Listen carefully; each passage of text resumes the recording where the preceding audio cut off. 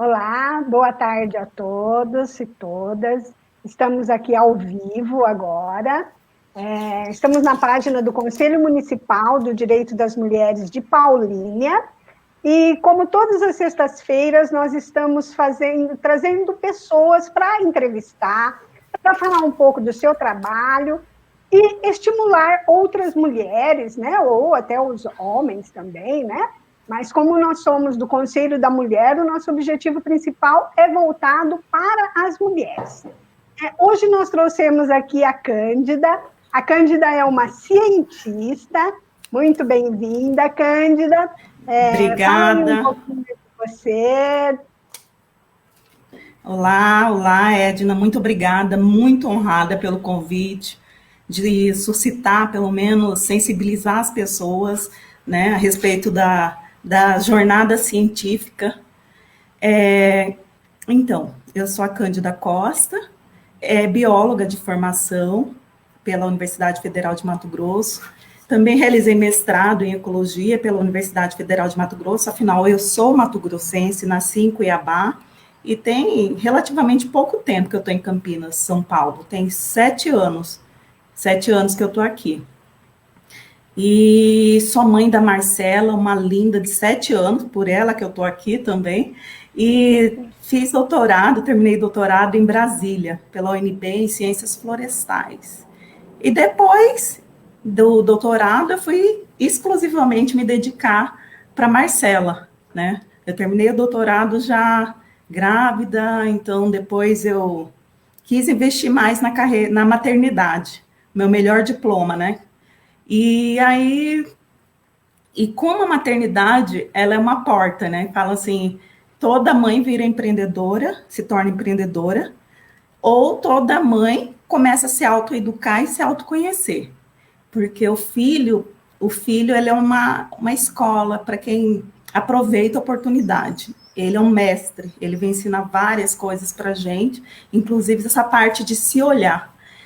E aí, quando eu decidi retornar, né, Marcela já tinha 3 anos, já estava mais independente, eu quis retornar para minha vida, achando que ia ser tudo como era antes, apesar de eu ter vindo de uma família de origem humilde, né, minha família é toda ribeirinha, por parte de mãe. Meu pai foi para Mato Grosso muito novo, trabalhou de mestre de obra, essas coisas.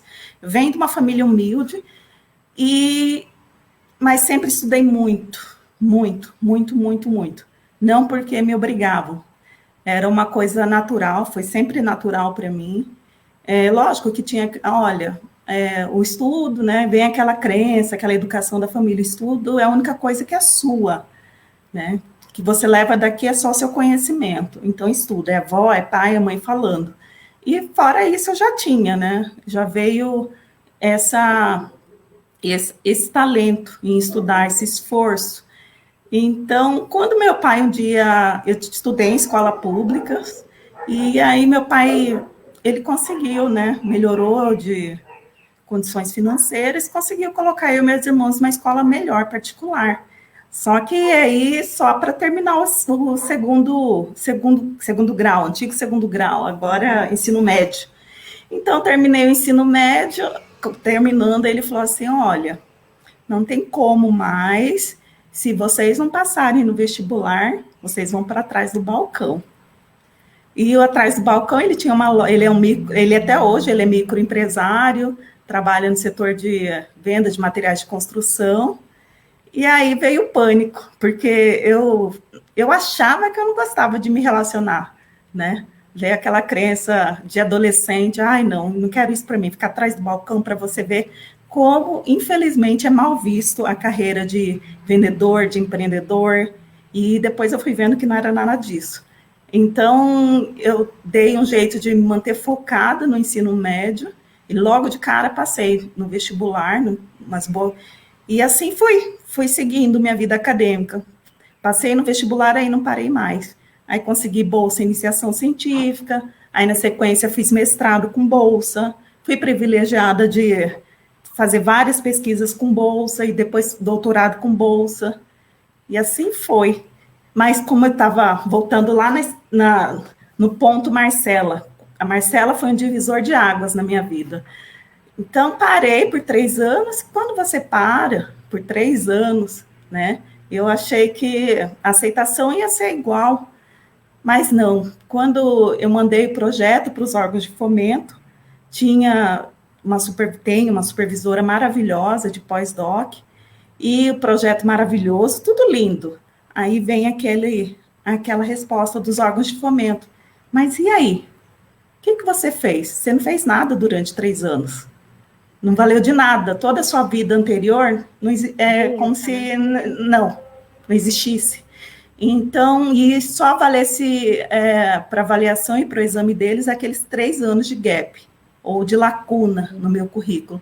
Isso me doeu muito, porque, infelizmente, na carreira acadêmica, a gente não tinha, agora tem, é bem recente essa questão de ter licença maternidade durante o período quando eu terminei o doutorado, foi em 2013, a gente não tinha ainda esse direito à licença maternidade com bolsa, e é isso. E se você para de produzir 2 anos, automaticamente você não consegue financiamentos para projetos, você não consegue se inserir novamente no mercado acadêmico. E aí eu falei assim, tá, eu vou desistir, né? E veio uma frustração muito grande, questionamentos. Eu falei, se é esse mundo que, né, não respeita, não valoriza uma pessoa que nem só optou, às vezes também, não só eu, tem gente que é obrigada a parar por conta, eu não tive rede de apoio, né? Eu cheguei em Campinas sem rede de apoio, não tem parente, não tem irmão, não tem babá, não tinha nada. Era eu e o pai da minha filha. Então, se uma academia dessa não vê o lado humano, né, que não dá para escrever no nosso currículo, parei porque, né, vou explicar. Aí eu falei, não, se é esse mundo acadêmico que existe, que eu vou estou formando um ser humano, não respeita uma mulher, porque está criando o ser humano, inclusive, como resposta à sociedade, eu falei, essa academia eu não quero mais, isso não me serve mais. Só que aí eu falei, não, eu não posso desistir. Então, eu continuei mesmo sem bolsa, fiz pós-doutorado sem bolsa, no início, e depois fui reinserindo no mercado, né? Voltando para as palestras, voltando a publicar artigo, mas sempre com aquele questionamento. Onde está a humanidade na ciência, nas universidades? Né? Porque... E o fato de ser mulher, como que é isso? Como foi? Você sentiu também isso? Fora o fato da maternidade, que já é, né? Senti. Porque o lance a questão de você amamentar, ter que o fato da necessidade de você parar, ou seja, uma interrupção, né? Não importa qual foi o motivo da sua interrupção, você já perde. Por quê? Que é isso que eu falei, a gente tem que estar produzindo o tempo todo. Então, sempre os homens vão estar na nossa frente, porque eles não param para amamentar. A licença maternidade deles, mesmo aqueles que apoiam as mulheres nesse período, é de 7 dias. 7 dias. Então, eles estão o tempo todo produzindo. Então, assim... a ciência é estruturalmente masculina, né? Hoje já ocorreu uma sensibilização maior, está ocorrendo um movimento maior. Eu acho que isso está muito relacionado à questão das mídias digitais, né? Então, as notícias chegam muito rápido, tudo chega muito rápido, os grupos se formam muito rápido. Então, está tendo uma mobilização muito maior agora do que há 10 anos atrás, há 7 anos atrás, que foi o período há 7 anos atrás, que eu quis retornar, né, para a academia. Então, assim, inclusive tem um artigo recente agora, que é de um grupo chamado Parent Science, que foi feito agora durante uma pesquisa, uns levantamentos de dados durante o Covid, né, para ver se tinha o efeito do Covid na vida das mães cientistas. o efeito Covid foi drástico para a nossa produção. Por quê? Porque a gente continuou sendo, seja pesquisadora, professora, estudante, graduação, não importa. Nós continuamos com os afazeres da academia, das universidades, e os afazeres de casa, dando aula para filho. Então, a gente está, assim, sobrecarregou. E para você ver, assim, a maioria dos homens continuaram produzindo, continuaram, assim, para eles ainda estruturalmente é muito compartimentado. Agora eu vou trabalhar e pronto. Mulher, não existe isso. Infelizmente, ainda a gente... O isolamento social para todas as mulheres, né, em todas as profissões que estão em home office, assim, não tem escola, né, não tem escola, mas tem as aulas que as mulheres estão tendo que auxiliar, orientar, então eu tenho visto bastante reclamação mesmo, de sobrecarga mesmo, né, é uma sobrecarga. Sim, porque a gente tem que lidar com os afazeres domésticos, os afazeres do trabalho, normalmente, cobranças, e ainda lidar com essa questão psicológica, né, que esse momento nos traz, assim, em relação à maior sensibilização dos nossos filhos, eles não entendem, a maioria deles, principalmente adolescente, está tendo problema, você tem que trabalhar com as emoções deles o tempo todo, então é uma sobrecarga, nossa, né? Com a nossa, porque nem a gente está conseguindo elaborar, tem momentos, e está tudo certo, a gente não está, tem momentos tristes, tem momentos que você está eufórico, tem momentos que você fala, e agora? Imagina crianças, né, de 7, até adolescente mesmo, como eles vão elaborar tudo isso se eles não têm ferramentas cognitivas suficientes? Então, o papel da mãe é aquilo, se manter equilibrada, né, para o outro, é uma carga muito grande, tanto na questão psicológica, quanto na física mesmo. Ô, Cândida, você está trabalhando agora com orientação, né? Você criou aquele Consciência, né? Sim. Que é um nome muito lindo, né? Essa junção, né? Assim, qual a orientação que você daria para um jovem que está agora, né? Porque eu penso, não sei, me corrija se eu estiver errada, mas eu penso que essa estruturação, para entrar para a ciência, já tem que ir caminhando, né? Qual é a orientação que você dá para esse jovem que quer isso, que quer ir para a academia? Como que, principalmente as meninas, né, as mulheres aí, como que ela que pode se preparar? E mesmo as mulheres mais maduras, né, que estou eu aqui, né, sendo aí orientada pela Cândida, né? Então, como é isso para conseguir entrar nesse meio tão masculino e tão difícil para nós mulheres? As academias, as universidades públicas, elas ainda são as melhores, tanto, né, em questão de, no geral, informação, muitas vezes para te dar suporte na vida acadêmica, você já vem desenvolvendo trabalhos desde o início da sua graduação. No entanto, dizem que oficialmente, legalmente, para elas serem democráticas. Só que isso não acontece. O que a gente vê? As universidades são extremamente elitizadas. E, assim, jovem de periferia, para entrar numa universidade, tem que se dedicar muito, estudar muito.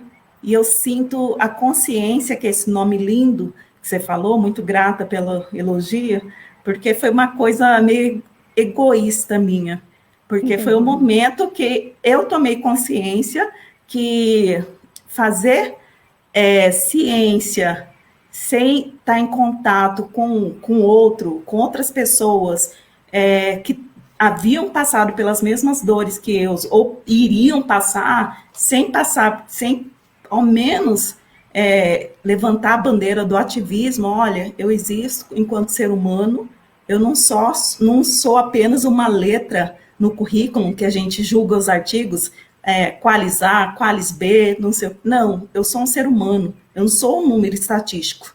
A mesma coisa, se você quer entrar nesse universo acadêmico, Então, você tem que estar muito consciente que você tem que estar dedicado, estudar muito, né? Tem que gostar, ser extremamente resiliente, que é uma característica muito intrínseca das mulheres, a resiliência, porque a gente trabalha com experimentos, com planejamentos, é tudo muito sistematizado, e às vezes não acontece do jeito que você gostaria.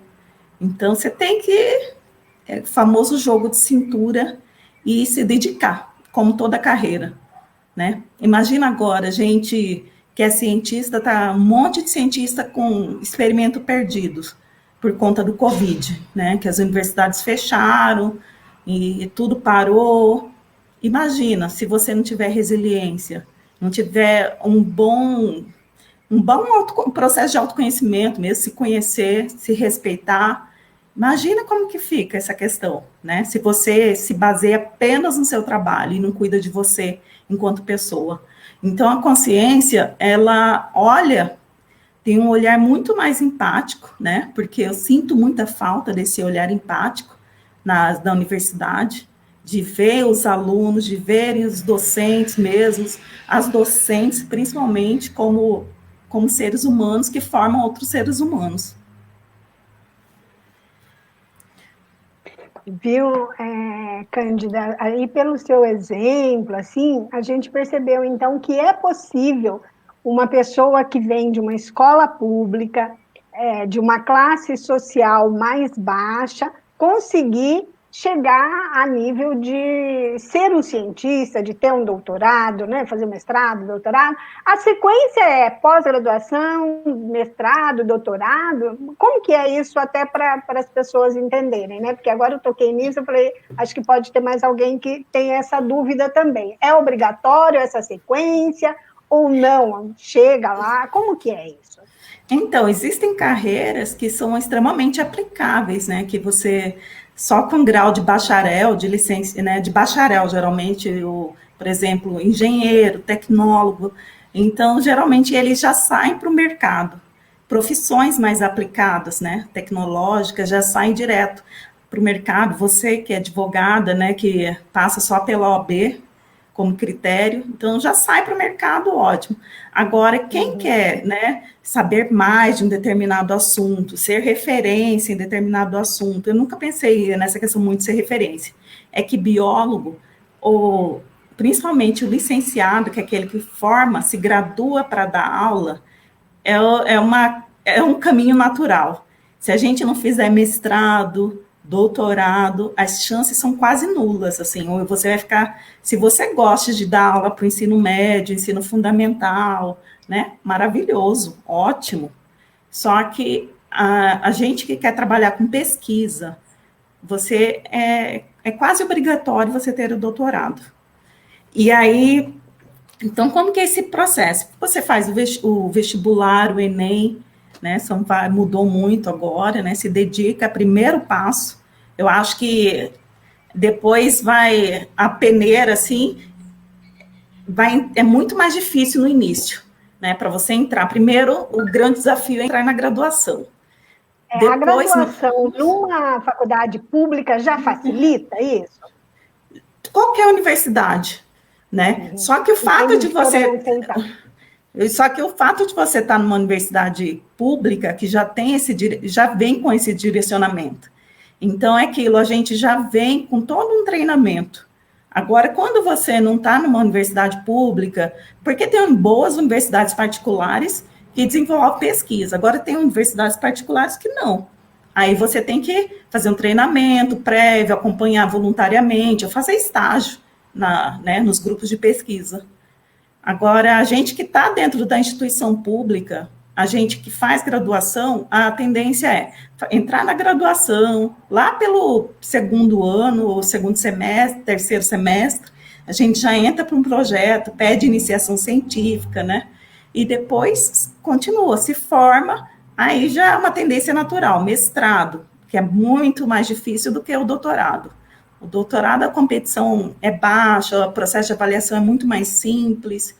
Então, vai funilando também. Vai afunilando, exatamente. A peneira vai ficando mais fininha, né? Então, Então é mais fácil. Aí depois, se você quiser, né, se você não entrar no concurso, você faz pós-doutorado, vai se especializando mais, né, ou outro pós-doutorado. Hoje em dia, o pós-doutorado é muito uma transição para quem, por exemplo, eu acabei de fazer o doutorado e é um momento de você publicar o seu trabalho também, uma forma de ter financiamento, recursos, e pensar mesmo no próximo passo, né? Que a gente está vendo hoje em dia que não está sendo muito fácil, né? Porque hoje tem muito doutor. Então, em relação a 2014, agora, foram 500% acima de doutores que se formaram. 2014 a 2018. E São nessa 500%. estatística, você tem, assim, o índice de mulher e de homem, você saberia falar quantos são homens, quantos são mulheres? Não, esse estudo não tem ainda feito por esse censo separado por gênero. O que a gente sabe é que, por exemplo, principalmente nas tecnológicas, nas engenharias, né, a maioria entram muito mulheres, só que poucas permanecem. A gente sabe que o número de permanência é baixo. Pode entrar um monte, o número é alto da entrada, principalmente no processo de pós-graduação. Só que se manter nesse processo, cai muito, principalmente nas engenharias e na tecnologia. Por quê? Você Porque falou... a mulher casa, já é um viés, já tem filhos, então tudo isso, né, não é um facilitador. Aqui foi falado aqui nos comentários aqui sobre justamente esse problema, né? Que muitas meninas ainda no segundo grau ficam grávidas, né?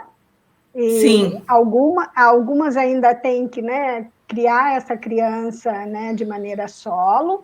E como fazer isso, né, Cândida? É uma coisa muito complicada, né? Você criar um filho, você trabalhar para sustentar, cuidar de casa, ainda, né, fazer um mestrado, realmente fica muito complicado mesmo. É quase heróico, porque é um trabalho de pesquisa, né? Exige muita dedicação, e falo de tempo mesmo. De tempo, é o tempo que você vai se dedicar, né? Se você tem uma pesquisa qualitativa, né, que o pessoal das humanas fazem muito análise de documento, é mais leitura, ok. Agora, se você está na área que faz trabalhos experimentais, empíricos, que tem que testar, tem que ir para laboratório, é bem desafiador. Não é que seja impossível, mas realisticamente falando, é desafiador. Porque hoje eu tenho uma filha de 7 anos, mas ainda eu me vejo, sabe, Sim, ainda exige cuidados, né? 7 anos, ainda né? Eu me vejo ainda com dificuldades em gerenciar, né, esses momentos na agenda, né, porque tem que ser uma agenda flexível. E aí vem a parte que eu falo. O seu laboratório, seu chefe de laboratório, seu orientador, supervisor, tem que ter uma visão muito humana, senão ele não te aceita. E isso é mais comum do que a gente imagina, essa aceitação, né? Inclusive por mulheres. Tem casos nas universidades que as alunas de doutorado, mestrado engravidam, a orientadora ou supervisor simplesmente cortam elas da pesquisa. Né? Então, assim, né? Então, eu não sei como é o mundo corporativo, mas eu acho que está um pouco melhor. Nós ainda estamos engatinhando no processo dessa questão de liderança na academia. Lógico, no geral, a mulher ainda está engatinhando no processo de liderança, falando tanto em termos políticos quanto em termos acadêmicos, mas a gente ainda está brigando. Recente teve licença maternidade para bolsista, né? E, assim, é bem recente isso. E outra coisa é essa questão, né, de ter direito a amamentar, ter direito a dar uma pausa para... Por que não? Ou você produzia, ou você era cortada por exemplo, professor, cortado de alguns programas de pós-graduação, ou você não recebe financiamento algum, porque parou 6 meses, um ano. Então, eu também, isso. Passei por essa fase de licença maternidade no meu último ano de faculdade. E é assim, parece que é um negócio só que está na lei, porque primeiro que você não fica o período todo, você tem que voltar antes. Eu voltei, acho que o meu filho estava com 2 meses, tive que voltar a assistir aula. Daí como que você vê assim, assistir aula com a criança que ainda está amamentando, ainda tem que amamentar. E no período da licença, eu fui obrigada a sair acho que quando eu estava com 8 meses de gestação. Aí, por isso eu voltei com ele pequenininho. E no período da licença, eu tinha que fazer trabalhos. Exatamente. Então, fica assim, é um negócio que não dá. A gente sabe como que é um bebezinho pequenininho, o trabalho que dá para a gente, né? Então, realmente é anti-humano isso, e é necessário que se olhe para isso, como assim, todo mundo vem de uma gestação, né? Todo mundo vem de uma gravidez, né? E se não for bem cuidado ali nesse período, como que vai ser esse ser humano? A gente sabe aí, se for olhar no viés psicológico, os traumas que traz por um ser humano adulto, os problemas que ele teve lá na gestação, depois que ele nasceu, né? Então, é necessário, sim, fazer um olhar para isso, né? De humano, né? Exatamente. Porque senão a gente acaba sendo excluída, né? Exatamente, Edna. É isso que você falou, né? Que a gente forma um ser humano e, ao mesmo tempo, quando você escolhe a vida acadêmica, é quase que você pegar, ser um missionário, né? Ser um padre, assim, nem sei como que é o termo, né? Porque você pode ser casado, ok? Porque você está supostamente com uma pessoa adulta, um companheiro adulto, companheira adulta, mas você tem que escolher, será que eu vou ter filho?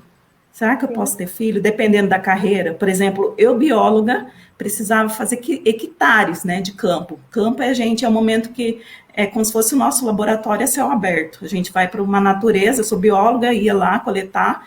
Já pensou eu com barrigão coletando, num período de cheia, com água na cintura?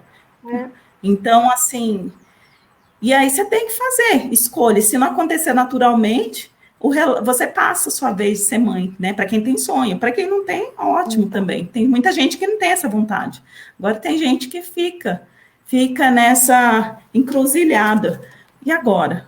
Meu trabalho, se eu for mãe, eu vou ter que parar, não vou conseguir acompanhar o trabalho científico, eu não vou conseguir publicar, porque eu vou ter que amamentar, eu vou ter que estar com ele 5, 6 meses, com amamentação livre de demanda, e isso e aquilo, então é muita coisa, a gente tem que decidir uma vida para... a canseira, né, Cândida? A canseira que a mulher fica, né? Porque, assim, se amamentar é praticamente 24 horas, né?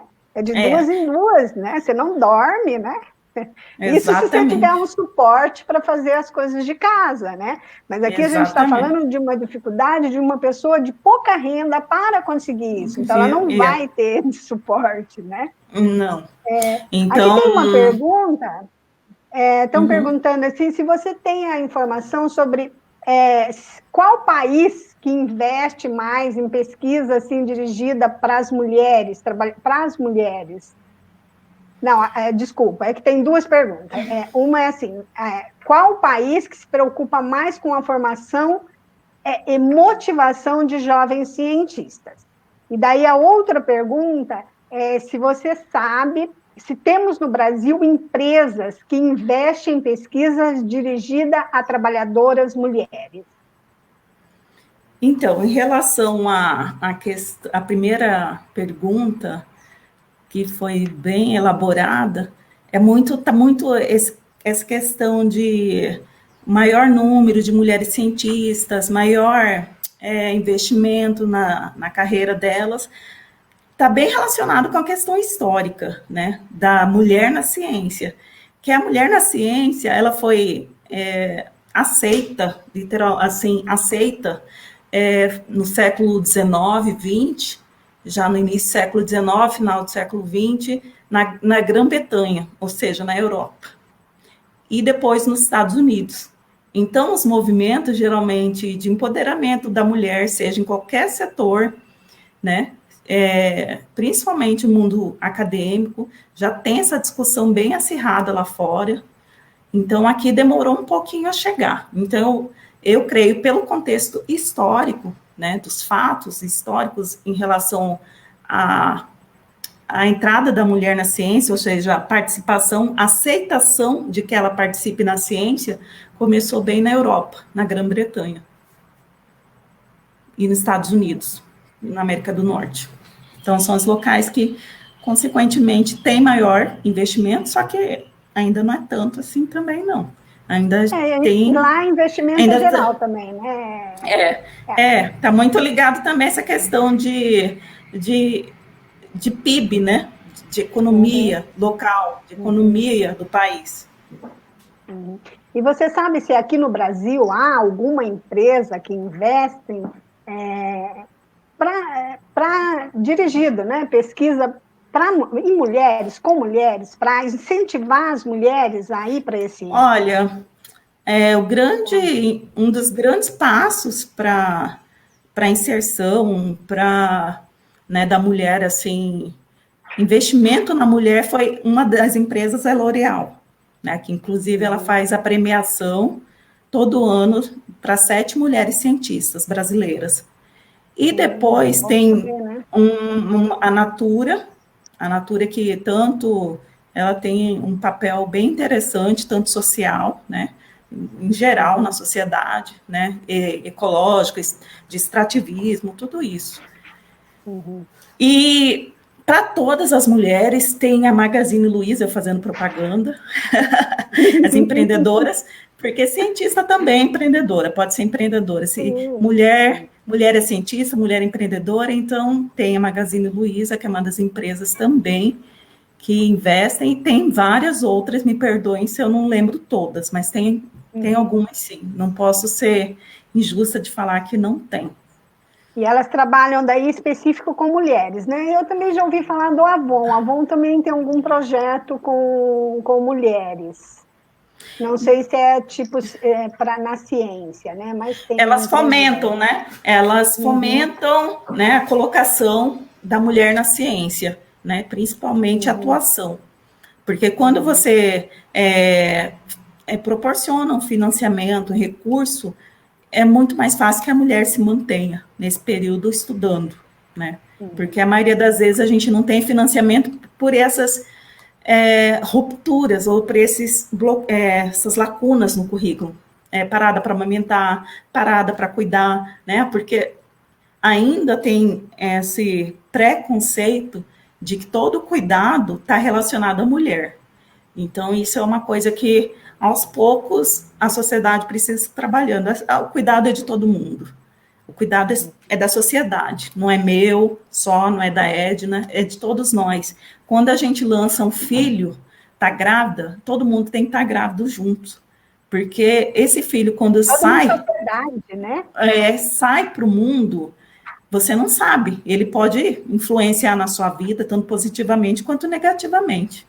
Então, a gente tem que ter muito essa visão de que o filho não é meu, não é dela, é de todo mundo. Isso é rede de apoio para mim. Também.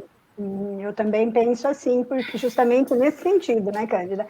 Que o filho que a gente cria, ele vai ter aí repercutir na sociedade. Vai ter então, efeito, exatamente. Ajudar a criar, vai ser bom para todos, né? O candidato, na sua visão, né, que já é uma cientista, de todos os problemas que você teve nesse período e conseguiu vencer, o que você acha que poderia ajudar, melhorar, para que as mulheres tivessem mais acesso a esse mundo? Principalmente as questões básicas legais, né? Nosso direito de procriar, né? Que seja uma escolha nossa, uma escolha natural, ter ou não ter filho. Não uma escolha que seja obrigatoriamente direcionada à profissão. Eu não vou ter filho porque senão eu vou perder. Esse jogo de perder ou ganhar não tem que existir, né? Porque a gente já sofre uma pressão muito grande do trabalho, de se manter nesse trabalho. Ainda tem que ter essa pressão, né? Da natureza, que a gente tem uma pressão da natureza, né? O reloginho bate a toda hora para a mulher, né?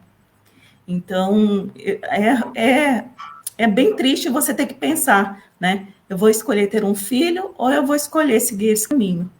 Então, o que a gente quer é que muitos grupos estão já em grupos de trabalho, fazendo cartas, fazendo declarações, emitindo pareceres para o Conselho Nacional de Pesquisa Científica, para o Ministério de Ciência e Tecnologia. São essas questões básicas. Direito à licença maternidade.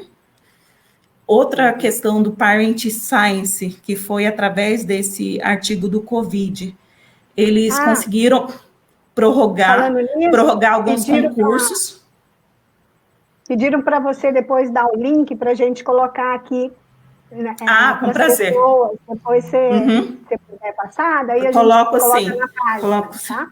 Então, conseguiram prorrogar o concurso mesmo da L'Oréal, que eu não conseguia nem olhar a internet, eu quase ia perder, né? Então, assim, foi um ganho, né? Graças a esse estudo, Parent Science conseguiu que as mulheres estavam com uma demanda muito alta, não iam conseguir se inscrever em menos de um mês, então foi prorrogado o período. Outra questão que os Parent Science já conseguiu, olha só, é a gente colocar no nosso currículo Lattes, porque a gente tem uma plataforma, né, acadêmica, que o currículo é diferenciado do meio corporativo. Então, todo cientista, se você quer saber a vida de qualquer cientista, além do Instagram, essas mídias sociais, tem o currículo Lattes, que é dentro da plataforma Lattes.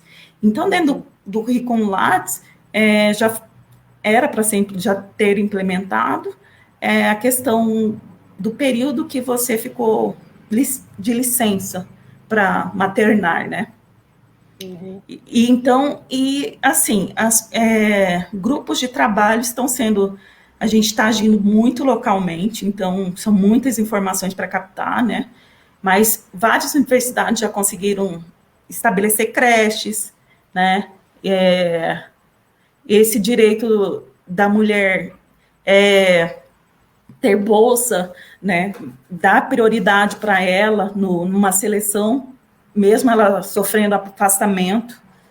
E a luta é tirar esse viés, né, esse viés estrutural, patriarcal, machista da visão acadêmica. Eu sei que é um desafio secular, um desafio secular, né? Mas é isso, é um passo de cada vez, baby steps, passinhos de formiguinha, e a gente vai. Hoje a gente conseguiu implementar na plataforma Lattes o tempo que a gente parou para maternar. Amanhã, uma prorrogação de um concurso aqui, outro concurso ali, creches nas universidades. Então, são questões assim que têm auxiliado. Então, mas isso está sendo mudar. Esse período de licença maternidade seja visto como algo bom, né? Exatamente. Você parou para ajudar a humanidade, né? Exatamente. Você não parou só por você, né? Para ajudar um outro ser, né? Exatamente. Cândida, gente, pelo que eu percebi, então, é possível uma pessoa de baixa renda conseguir entrar na universidade, na ciência, através de bolsas, né? Essas bolsas também não tem, não sei se poderia ter algum privilégio, né, para as mulheres conseguir essas bolsas, né? Porque elas vão ter mais dificuldade de trabalhar, principalmente tendo filhos, né? Como que a mulher vai fazer um mestrado, um período integral, trabalhar e cuidar dos filhos, se for um, né? Se for mais, então o negócio nem é, meio que não dá nem para a gente ver aqui, estamos falando de um, né? Se tiver mais que um, já fica bem inviável, né? Não há, nesse momento, essa facilitação para a mulher conseguir bolsa, né?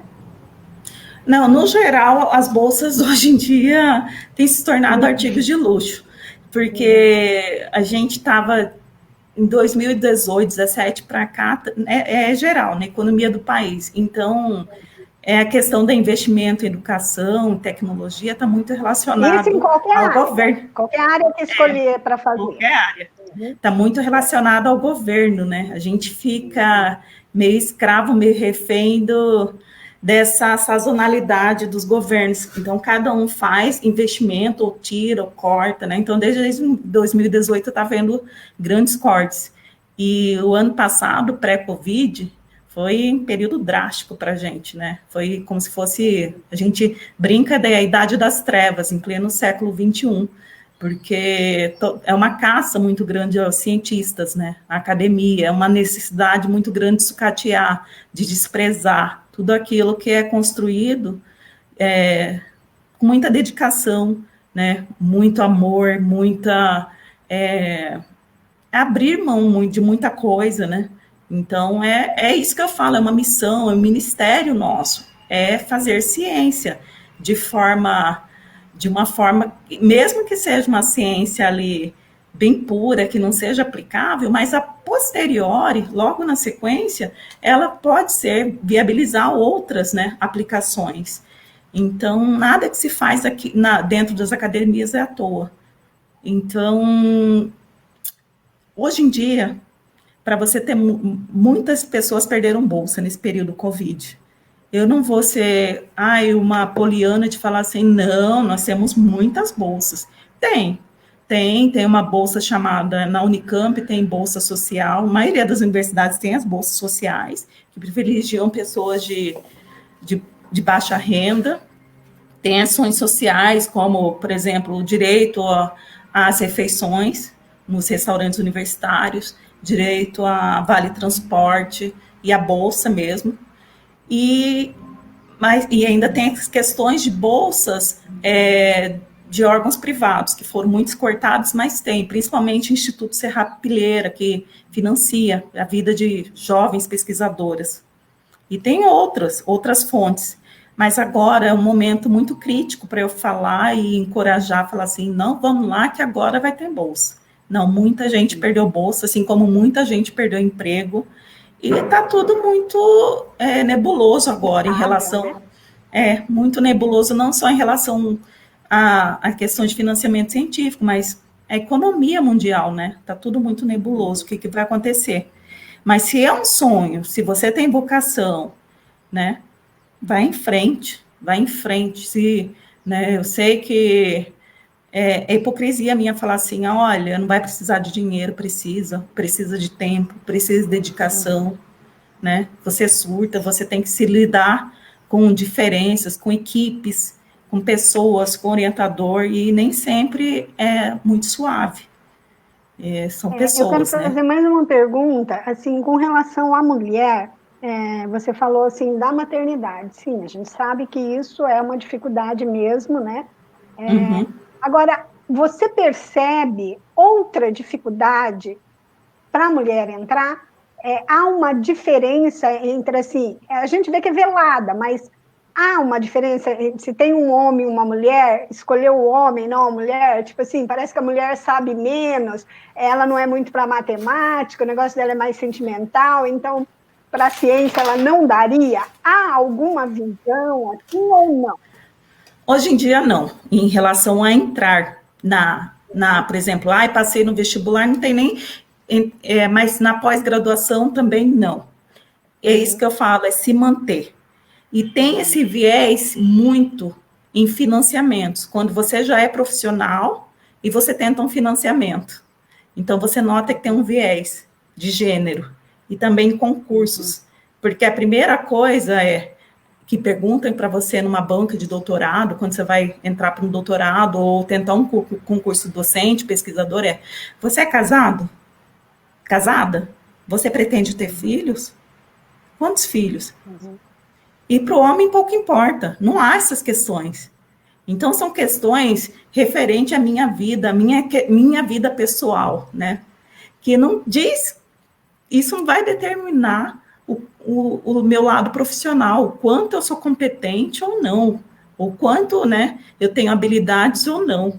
Então, tem um viés ainda muito forte nos processos seletivos, que são aqueles mais processos seletivos direto, como de docente, que você passa por entrevista, você, né, tá mais cara a cara com o examinador. Cândida, eu lembrei agora, e eu quero aqui honrar e agradecer um professor da Unicamp, porque fico até emocionada. Quando eu passei na pós-graduação na Unicamp, eu ganhei o nenê, o meu segundo filho. O primeiro, eu estava terminando a faculdade.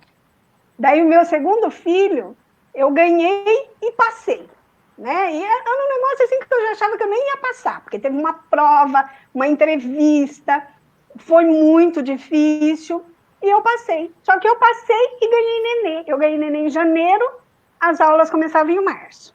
E eu fui lá para falar, né? Assim, no momento, é tipo assim, não tem o que fazer, você não pode vir para a aula, não dá, né?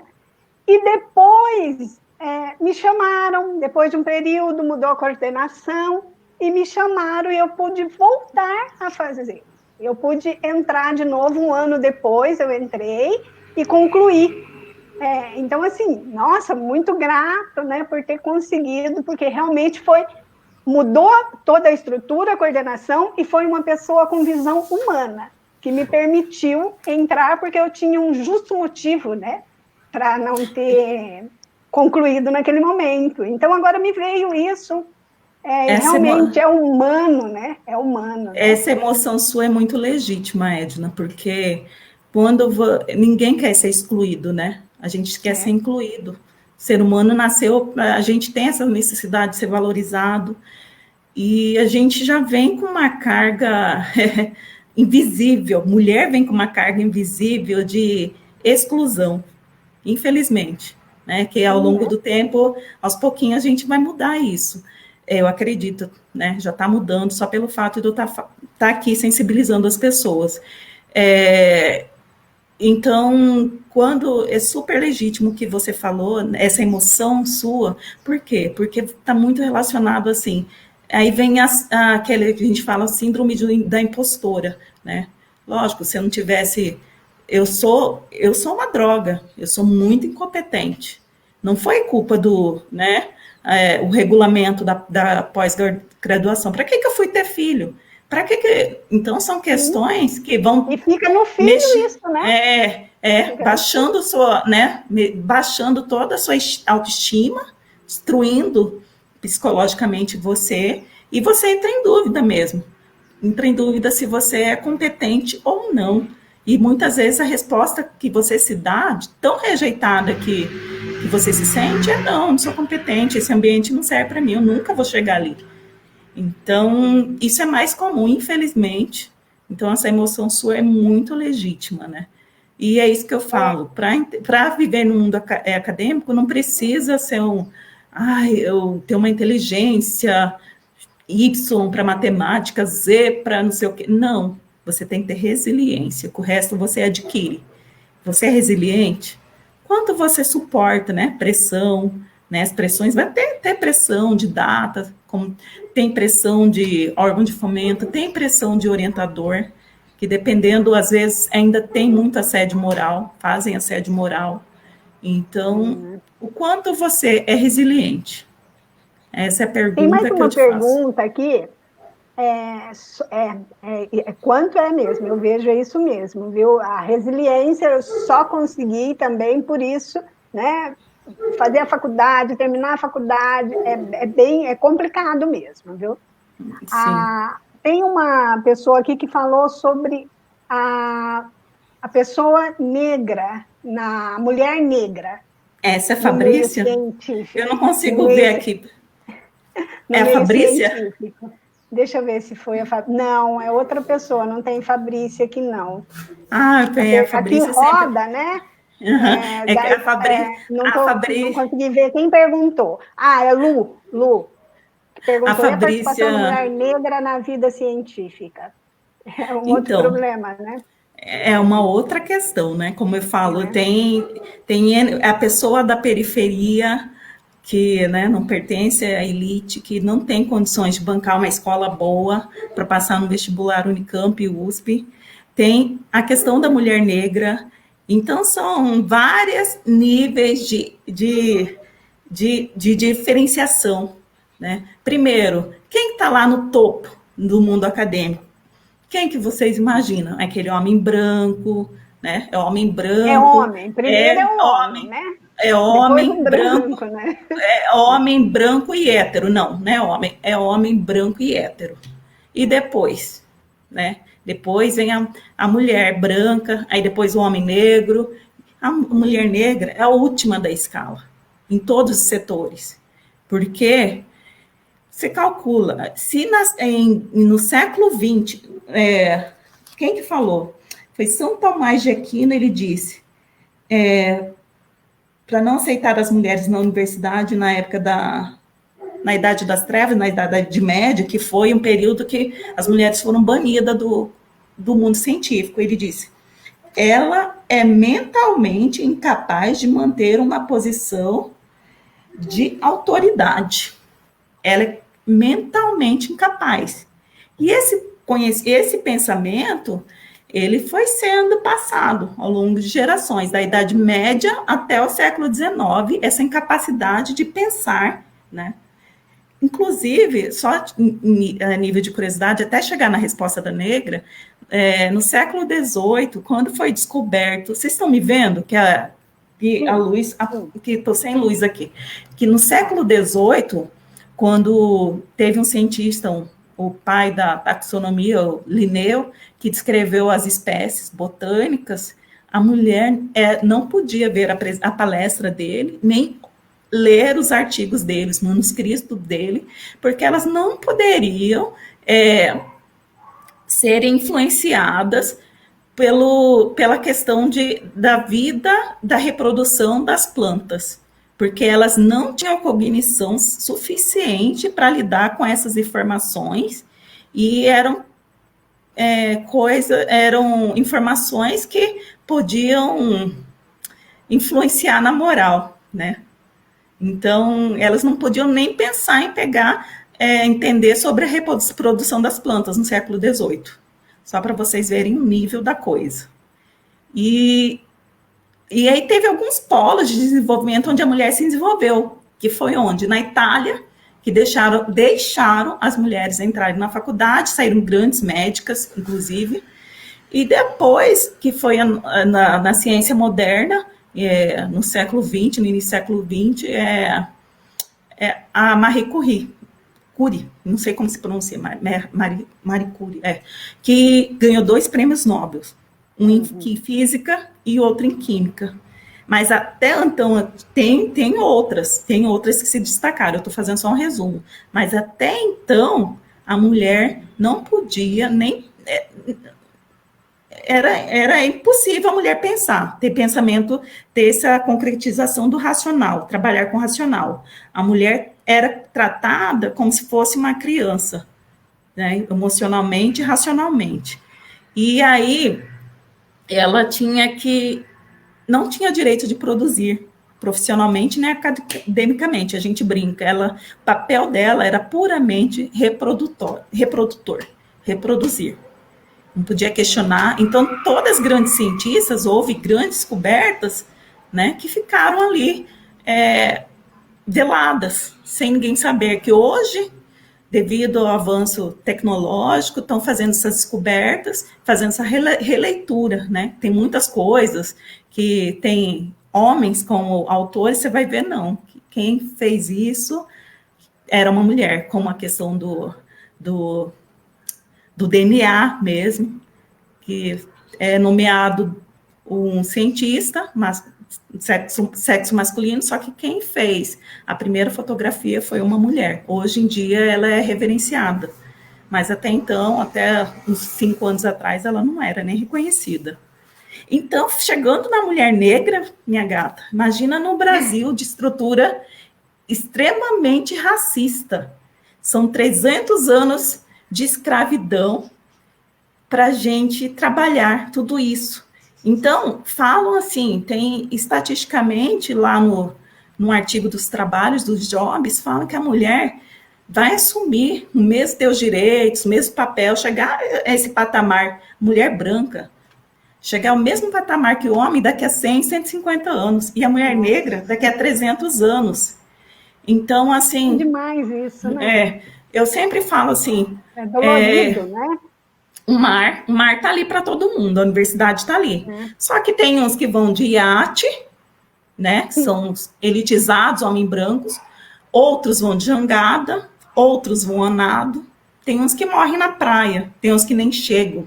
E geralmente os negros, tanto o homem quanto a mulher negra, são aqueles que nadam muito, um ou outro chega, às vezes não consegue se permanecer, né? Ou então, quando permanece, a estatística é muito baixa mesmo. Ô, Cândida, a gente está aqui, nossa, no finalzinho, né? E indo para o final, eu quero só assim, agradecer a todos os participantes, muitos comentários, todo mundo adorando aqui, né, a live. Tem alguém de Cuiabá dizendo aí que os cuiabanos estão orgulhosos, né? Cuiabá! Eu também tenho orgulho dessa terra. Obrigada, pessoal. Eu não estou vendo, eu estou no aplicativo. Você não consegue ver, mas depois você vê. Nossa, assim, nossa, estou muito feliz, muito orgulhosa, honrada de estar aqui com você e poder falar isso, incentivar outras mulheres, né? Que é possível, sim, trabalhar, fazer faculdade, fazer mestrado, entrar na ciência, né? Que nós podemos fazer qualquer coisa, né? A gente pode, é mais difícil, mais difícil. E a gente tem que tirar a trabalhar esse lance. É difícil? Isso. É desafiador. Tem desafios, só que a gente tem resiliência, a gente sabe se comunicar, a gente sabe se colocar. É sua irmã, Cândida. Deve ser. A gente sabe observar. É Claudiane. Beijo, Claudiane. É Claudiane ou Josivane? Daiane, mandar para todas, né? Porque vai que... E aí... As irmãs da Cândida.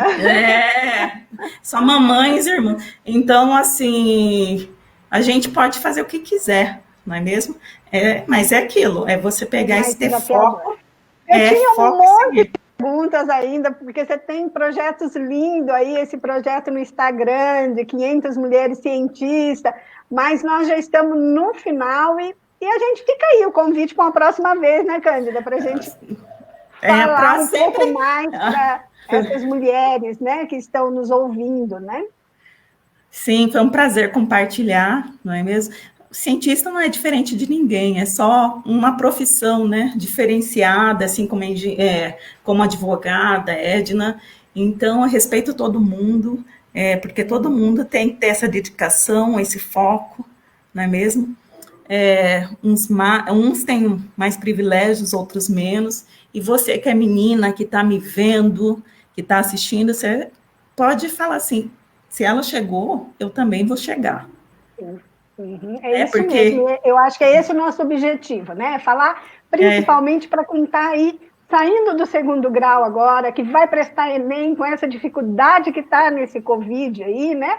Que não sabemos como vai ser, é saber que ela pode chegar. Pode chegar. Porque eu sou, como eu disse, vim de família humilde, eu sou negra, então é aquilo. O mundo sempre vai me dizer não, mas aí como que eu vou trabalhar, né, esse não? Eu vou aceitar, ficar deprimida, arrasada? Por poucas horas, talvez, mas eu vou transformar esse não em vários sims. Então, a consciência foi um não que me deram, né? E se transformou um sim lindo, um propósito, né? De trazer as pessoas que sonham em entrar numa vida acadêmica e não sabem como chegar lá, e auxiliar as pessoas que já estão lá a se verem e se reconhecerem como seres humanos. É acreditar que todos nós somos capazes de chegar em qualquer lugar, né? Não acreditar nos nãos da vida, naquelas, você não é capaz, você é burro, né? Isso não é para você. Isso é a gente nem ouvir.